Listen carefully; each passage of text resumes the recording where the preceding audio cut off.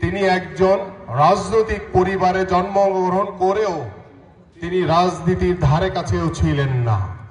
তিনি বাংলাদেশের আজকের ক্রিকেটের যে দৃঢ় অবস্থান, সুদৃঢ় অবস্থা, সেটির ভিত্তি স্থাপন করেছিলেন এই মরহুম আরাফাত রহমান কোকো।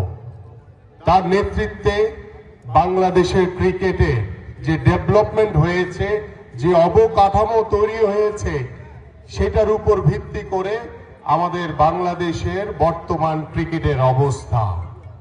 এবং আমরা জানি যে গত 17 বছর ধরে এই স্বৈরাচার শেখ হাসিনার সরকার বাংলাদেশের ক্রীড়াঙ্গনকে যেভাবে দলীয়করণ করেছে, রাজনীতিকরণ করার মাধ্যমে বাংলাদেশের ক্রীড়াঙ্গনকে ধ্বংস করে ফেলেছে।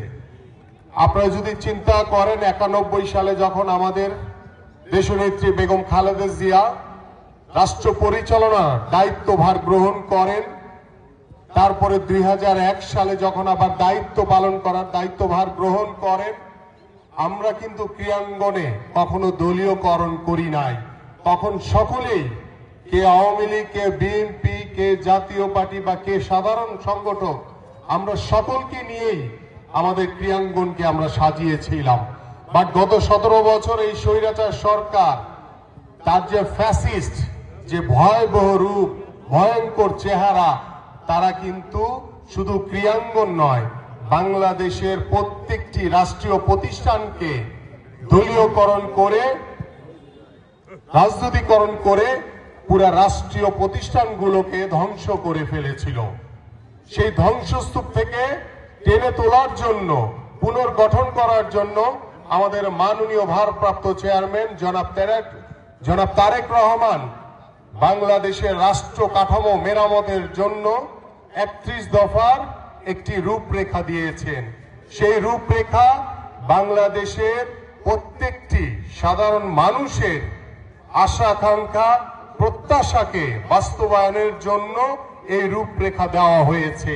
আজকে আমরা বাংলাদেশের জনগণের যে প্রত্যাশা, একটি অবাধ সুষ্ঠু নির্বাচন, সেই নির্বাচনের মাধ্যমে বাংলাদেশে যখন জনগণের সরকার প্রতিষ্ঠা হবে, সেই জনগণের সরকার এই 31 দফার যে রূপরেখা পরিপূর্ণভাবে বাস্তবায়ন করে বাংলাদেশের রাষ্ট্র কাঠামোকে পুনর্গঠন করার নেতৃত্ব দিবেন বিএনপির ভারপ্রাপ্ত চেয়ারম্যান জনাব তারেক রহমান। আমরা বিশ্বাস করি এখানে যে সাধারণ দর্শক যারা বসে আছেন, আজকে বাংলাদেশে কিন্তু কোনো আওয়ামী লীগ নাই, এখন সবাই বিএনপি হয়ে গেছে। বিএনপি হয়েছে না সবাই?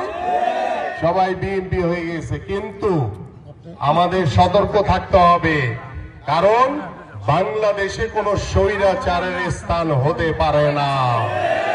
যারা আমার ভাইকে গুলি করে হত্যা করেছে, যারা আমার বোনকে গুলি করে হত্যা করেছে, যারা আমার ভাইদেরকে গুম করেছে, যারা আমার এই ছাত্র জনতার গণঅভ্যুত্থানে আমার ভাইদেরকে যেভাবে গুলি করে হত্যা করেছে, তাদের স্থান বাংলাদেশের মাটিতে হতে পারে না।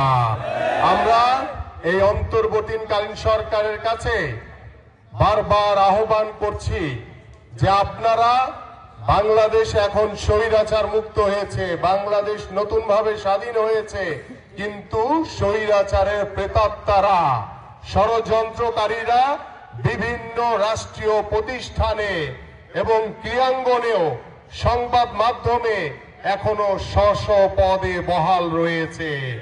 দ্রুত সময়ের ভিতরে আপনারা এদেরকে অপসারণ করেন, নির্মূল করেন, তাদেরকে বিচারের আওতায় এনে দ্রুত সময়ের ভিতরে বিচার করেন। কারণ বাংলাদেশে কিন্তু এখনো ষড়যন্ত্র